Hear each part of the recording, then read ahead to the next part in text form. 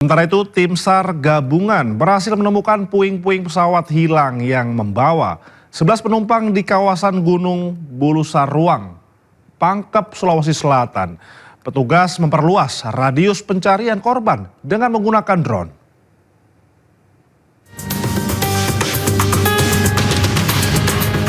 Basarnas terus melakukan pencarian korban pesawat ATR 42500 di Gunung Bulusaruang, Sulawesi Selatan.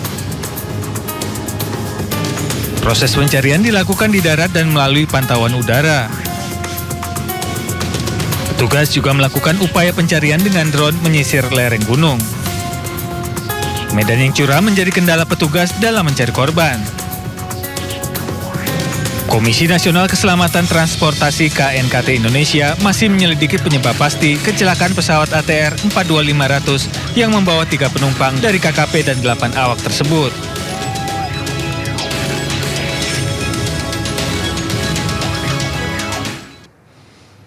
Ya pemirsa, hingga sampai saat ini tim SAR gabungan berhasil menemukan 1 jenazah korban pesawat ATR 42500 di Gunung Bulusaruang, Sulawesi Selatan pada Minggu siang.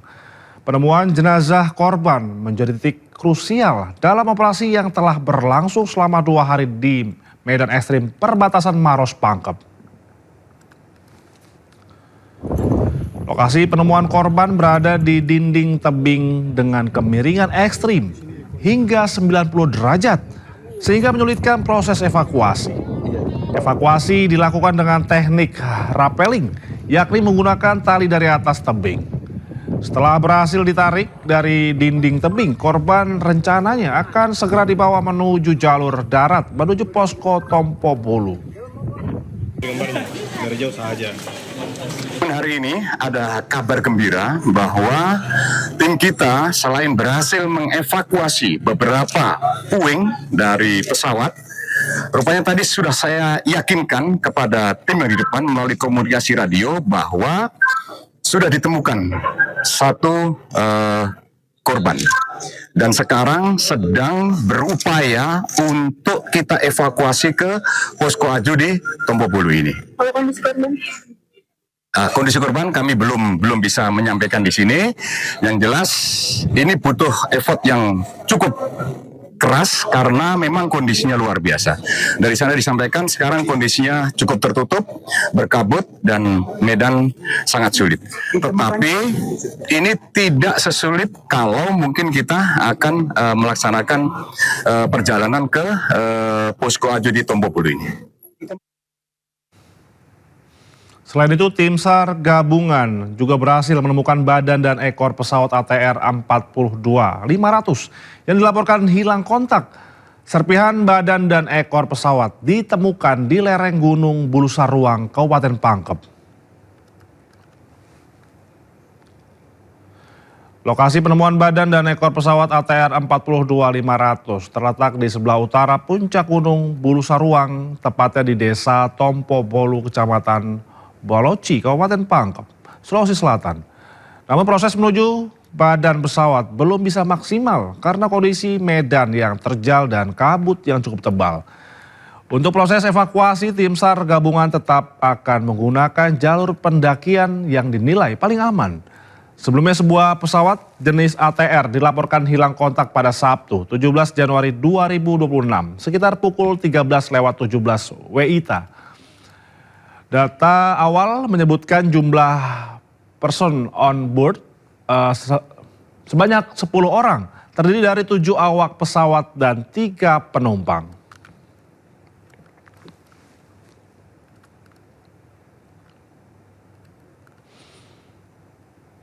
Sementara itu sejumlah warga di Kecamatan Banti Murung, Kabupaten Maros, Sulawesi Selatan sempat mendengar suara dentuman keras dari arah pegunungan di belakang rumah mereka. Suara dentuman sempat didengar warga yang diduga berasal dari jatuhnya pesawat ATR 42500 yang dilaporkan hilang kontak saat dalam penerbangan. Menurut warga, suara yang terdengar sangat berbeda dari bunyi ledakan yang biasa terdengar dari arah pabrik di kejauhan. Meski tidak melihat kejadian secara langsung, warga merasakan getaran dan suara yang cukup keras.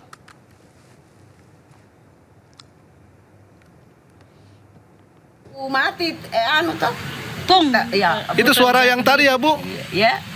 Tapi tahu kalau itu suara pesawat atau bagaimana, Bu? Tidak, Bu. Berapa kali kita dengar, Bu? Satu. Terhantam Jadi, turunnya. Saya tidak tahu tuh saya ngajak ke apa itu karena tidak pernah dengar tuh. Saat ini sedang mengumpulkan informasi-informasi semuanya. Jadi tadi malam ada pertanyaan dari teman-teman wartawan, apakah ERT-nya bekerja apa tidak? Biasanya kalau pesawat menabrak gunung atau menabrak lereng, itu ERT-nya ikut hancur sehingga tidak berfungsi. Bukan ERT-nya rusak, bahkan pesawatnya jatuh.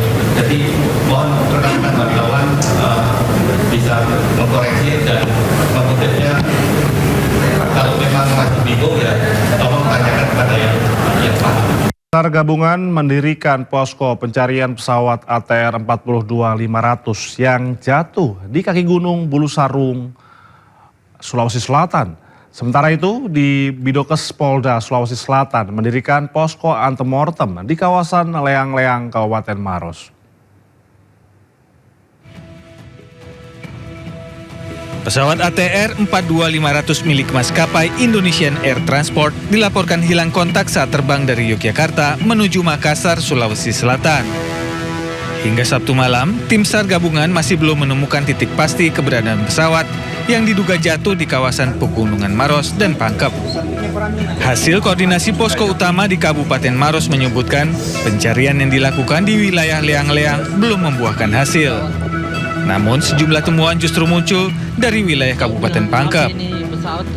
Seorang pendaki yang berada di puncak Gunung Bulu Saraung, Kabupaten Pangkep, mengaku mendengar suara pesawat terbang rendah sekitar pukul 1 siang. Selain itu, warga sekitar juga menemukan sejumlah dokumen yang diduga milik penumpang. Menindaklanjuti temuan ini, pemerintah Kabupaten Pangkep bersama tim SAR gabungan membuka posko pencarian di kantor desa Tompo Bolu, Kecamatan Baluci. Dari posko ini pencarian akan dibagi ke dua jalur, yakni dari arah Maros melalui kawasan Leang-Leang serta dari wilayah Pangkep menuju puncak Gunung Bulu Saraung.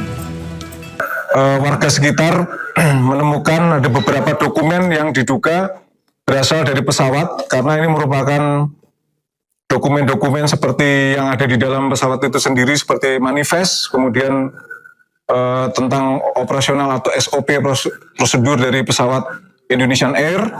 Ada juga fotokopi KTP yang diduga dari salah satu penumpang pesawat tersebut atas nama Yoga.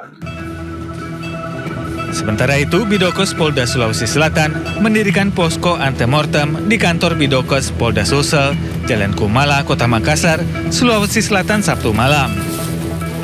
Selain mendirikan posko antemortem, Bidokes Polda Sulsel juga mengerahkan 3 tim DVI yang terdiri dari 12 personel. Ketiga tim itu diberangkatkan menggunakan 3 kendaraan menuju posko SAR gabungan di Kabupaten Maros. Tim Liputan iNews melaporkan.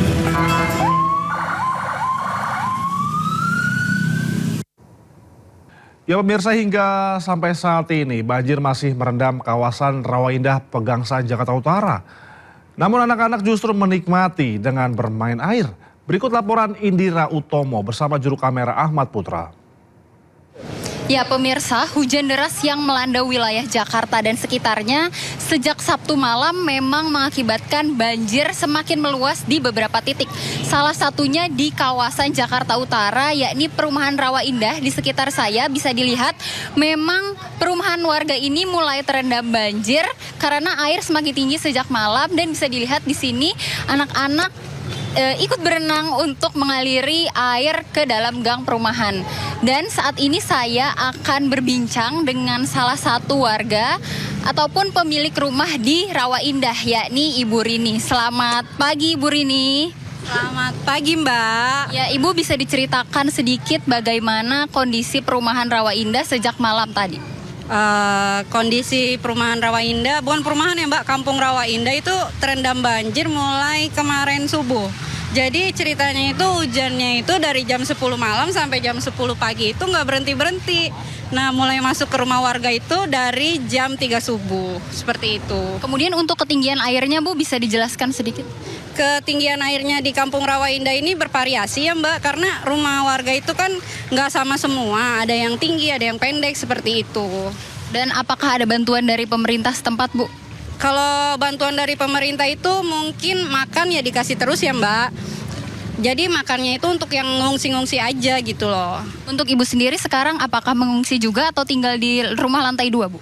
Aku alhamdulillah tidak mengungsi karena aku ada lantai rumah 2 ya. Rumah 2 lantai, iya. Terima kasih Bu. Ya, tadi merupakan salah satu bincang kami dengan warga yang memiliki rumah di kawasan Rawa Indah. Dan memang bantuan dari pemerintah setempat ini belum ada. Namun bantuan hanya diberikan kepada warga yang mengungsi, yakni berupa nasi kotak tadi. Dan ketinggian airnya pun bervariasi, semakin kita menuju ke dalam memang air semakin tinggi. Warga setempat juga mengharapkan adanya bantuan dari pemerintah karena memang mereka ini sulit untuk mengakses keluar masuk dari gang ini. Dari Jakarta, Indira Utomo, Ahmad Putra, iNews melaporkan.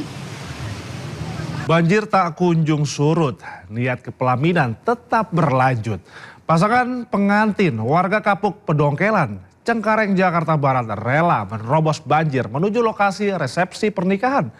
Sang suami bahkan menggendong istrinya demi sampai ke kursi pengantin.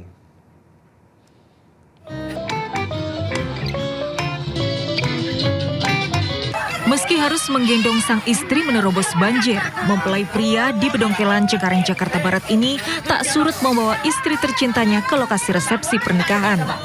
Meski harus menggulung celana jasnya, sang suami memastikan istrinya yang sudah rapi berkebaya pengantin tidak basah terkena banjir setinggi 20 cm. Video ini pun viral dan membuat banyak warganet tersentuh. Meski panggung pelaminan terendam banjir, resepsi pernikahan tetap digelar dalam suasana sukacita. Padahal sebelumnya sang mempelai wanita sempat putus asa dan ingin membatalkan resepsi pernikahan. Sempat putus asa juga. Saya pas pagi saya membatalin ya acara saya sampai saya melihat banjir. Saya takutnya orang-orang nggak pada datang. Saya putus asa di situ. Kawasan Pedongkelan, Cengkareng, Jakarta Barat merupakan satu dari puluhan titik banjir di DKI Jakarta sepanjang akhir pekan kemarin. Dari Jakarta, Miftaul Gani, iNews melaporkan. Lagi-lagi terjadi di transportasi umum. 2 pria ditangkap polisi karena kedapatan melecehkan penumpang bus Transjakarta Koridor 1A jurusan Pantai Maju Balikota. Motif dibalik aksi tak pantas ini masih dalam penyelidikan kepolisian.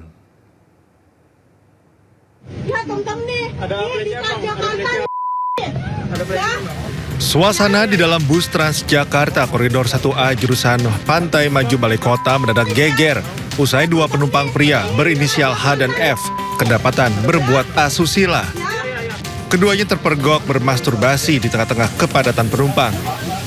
Oleh petugas keamanan bus Transjakarta, keduanya pun diturunkan secara paksa di halte Kota Tua, lalu diserahkan ke Polres Metro Jakarta Utara.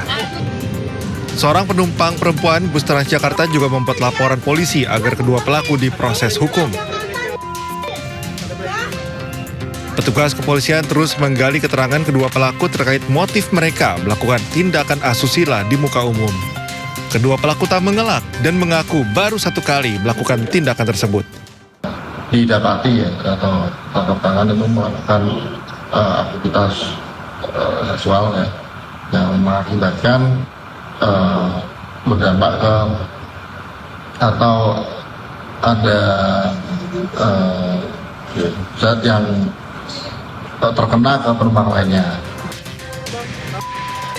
Kedua pelaku kini mendekam di tahanan Polres Metro Jakarta Utara. Mereka akan dijerat pasal 406 KUHP tentang perbuatan asusila di muka umum dengan ancaman hukuman 1 tahun penjara. Dari Jakarta, Sofyan Firdaus, iNews melaporkan.